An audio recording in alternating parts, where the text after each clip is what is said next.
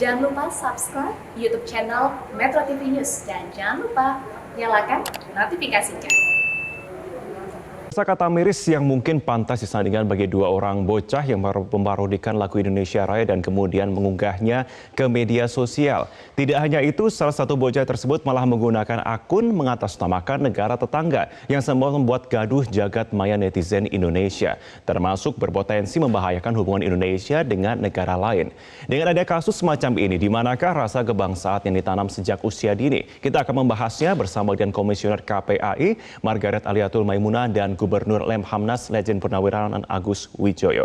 Selamat pagi Pak Agus, selamat pagi Bu Margaret. Selamat pagi Mas. Iya, selamat pagi Bu Margaret, selamat pagi Pak Agus. Saya mungkin akan langsung ke Bu Margaret terlebih dahulu. Bu Margaret, dari catatan KPAI, catatan terbesar KPAI, apa ironi terbesar menurut Anda terkait dengan kasus ini? Saya kira ini kasus yang paling memprihatinkan ya Mas. Anak-anak yang kemudian menggubah atau memparodi lagu Indonesia Raya dengan bahasa-bahasa yang sangat-sangat jauh dari rasa nasionalisme saya kira, gitu. Dan ternyata masih anak-anak gitu. Ini yang paling ironis saya kira, karena kemudian mengetuk pentingnya memupuk nasionalisme saya kira sejak dini ya, menjadi PR kita bersama dari kasus ini. Apalagi masih berusia 16 tahun dan satunya 11 tahun begitu Bu Margaret ya. Saya akan ke Pak Agus. Pak Agus, kalau menurut Anda bagaimana tanggapan Anda terkait dengan ironi lagu kebangsaan kita dipublikasikan di medsos, mengatasnamakan negara lain dan memberikan simbol-simbol yang tidak pantas?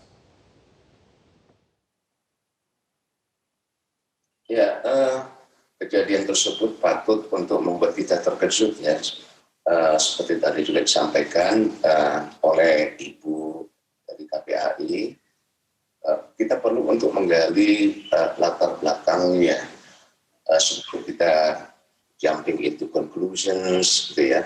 Apa sebetulnya yang menyebabkan para pemuda tersebut berbuat hal-hal semacam itu, dan kita juga perlu untuk introspeksi untuk melihat sebelumnya itu bagaimana pembinaan yang mereka terima tentang pengertian-pengertian tentang wawasan kebangsaan. Kemudian ini mungkin perlu untuk bisa kita menggali, mengkaji secara lebih luas sampai dengan juga kurikulum di sekolah sebetulnya. Mengapa kurikulum di sekolah itu tidak bisa untuk menanamkan wawasan kebangsaan secara efektif tentunya dengan cara-cara yang menarik untuk mereka. Apa sebetulnya kelemahan-kelemahan kita dan apa hal-hal yang belum bisa untuk dijadikan sebagai sebuah kebanggaan bagi mereka sebagai anak bangsa Indonesia. Mungkin perlu pendalaman yang sangat luas dan menjadi titik tolak untuk mengadakan evaluasi secara menyeluruh tentang kurikulum di sekolah, kegiatan di sekolah, terus kemudian juga lingkungan keluarga dan lingkungan kehidupan para pemuda tersebut.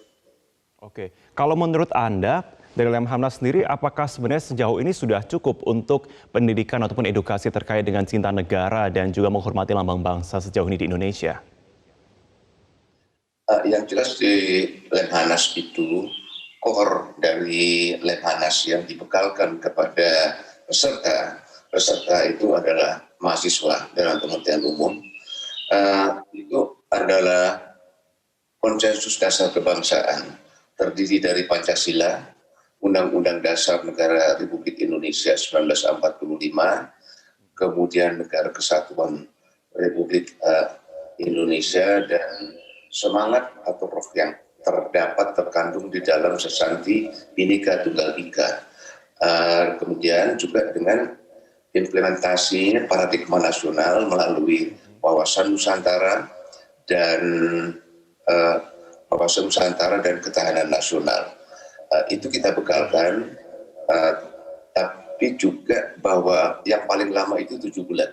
7 bulan itu adalah untuk peserta yang berasal dari berbagai lembaga pada tingkatan eselon 2 dan ekuivalennya, ya, di dunia bisnis, civil society, ataupun untuk eselon 1 itu berlangsung selama 4 bulan. Tentu bahwa nilai-nilai sikap kebangsaan tidak bisa hanya dibentuk dalam waktu, katakanlah kalau yang paling lama 7 bulan. Lemhanas juga mengadakan penataran langsung kepada masyarakat yang dikatakan sebagai pembekalan nilai-nilai kebangsaan.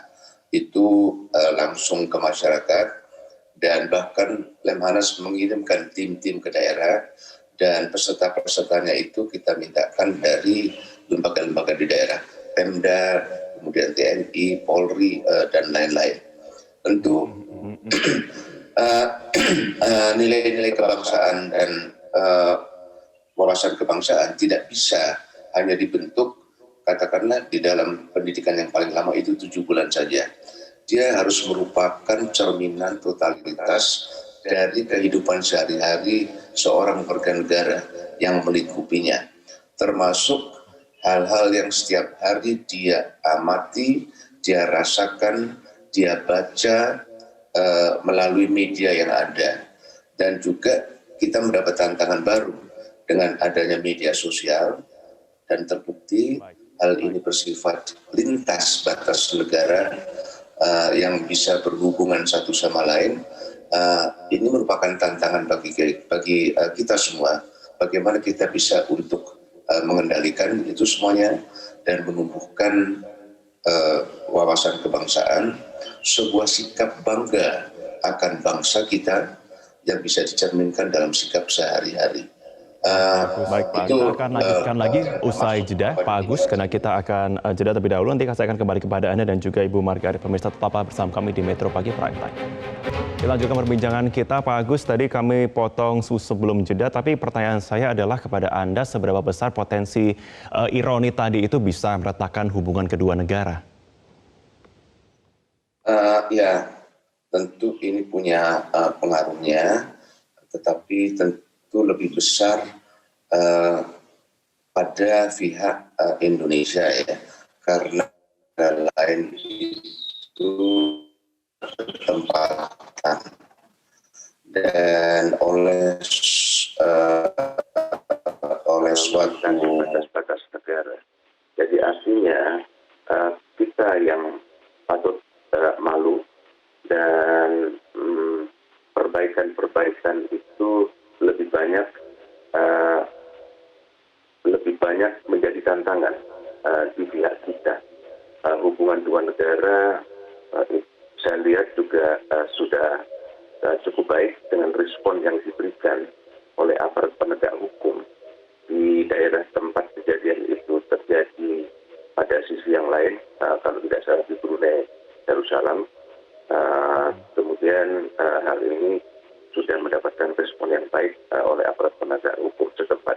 Jadi tantangan itu lebih banyak tantangan yang dihadapi di dalam kehidupan dalam negeri Indonesia, kemudian juga terhadap warga negara Indonesia. Oke.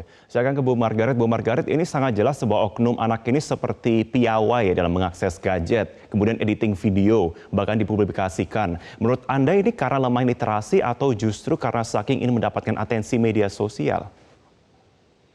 Saya kira itu menunjukkan adanya kelemahan literasi digital juga sebenarnya ya, karena kalau kita memanfaatkan teknologi kan sebenarnya kalau dari literasi digital itu bagaimana kita memanfaatkan teknologi untuk yang bisa mendukung edukasi atau kreativitas gitu, tetapi untuk hal-hal yang positif.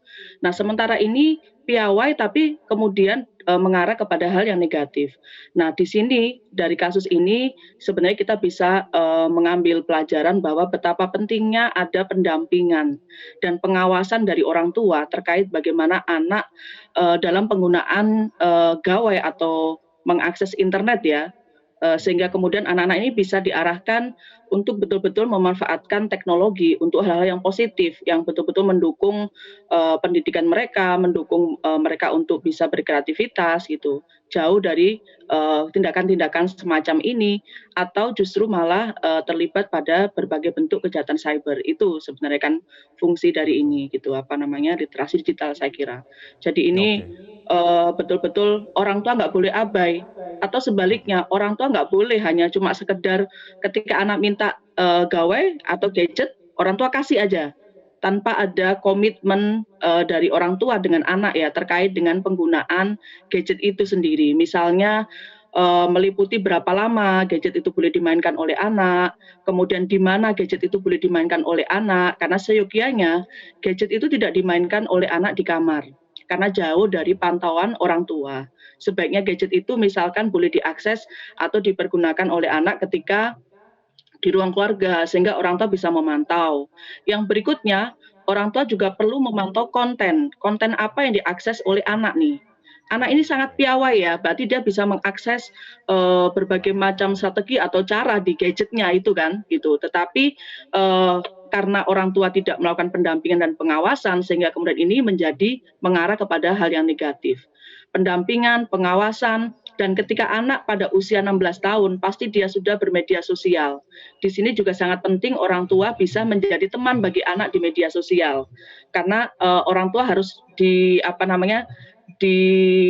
orang tua harus tahu siapa teman anak di dunia sosial itu siapa. Kemudian konten-konten apa yang dilihat oleh anak di media sosial. Saya kira itu menjadi catatan dari kasus ini. Terima kasih. Oke, Pak Agus, kalau Anda melihat tadi Anda sempat menyatakan bahwa rasa cinta negara ini harus ditanamkan sejak usia dini. Tetapi bagaimana kemudian seperti yang Bu Margaret sampaikan sebelumnya, kita bisa memberikan pemahaman bahwa, hey, jangan sampai kebablasan. Kebablasan kamu bisa merugikan negara, bahkan bisa meratakan hubungan kedua negara.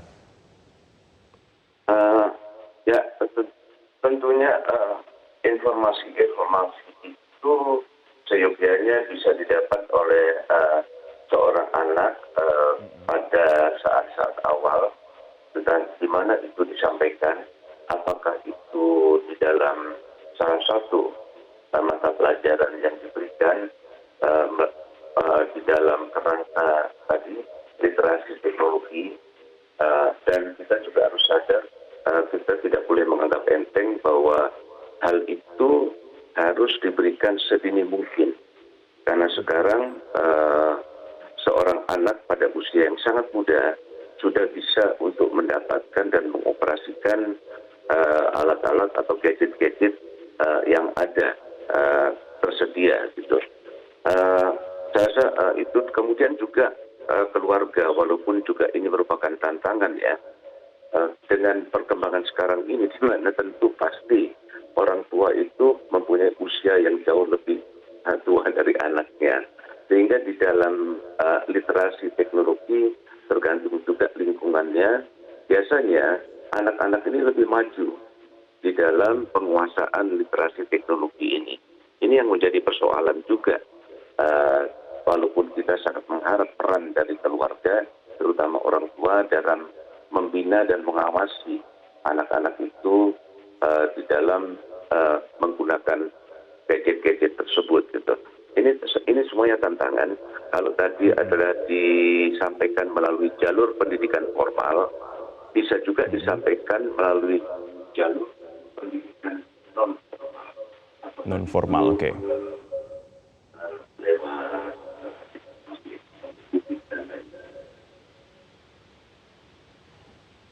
Baik Pak Agus, sepertinya koneksi sedikit terputus, tapi terakhir singkat saja Bu Margaret, saya akan kepada Anda, apa yang kemudian harus ditanamkan kepada anak sejak dini untuk benar-benar bisa menghormati negara, tidak hanya secara vokal saja, namun juga tidak hanya sebatas dari seremonial saja, namun benar-benar bisa tertanam di dalam diri anak-anak ini?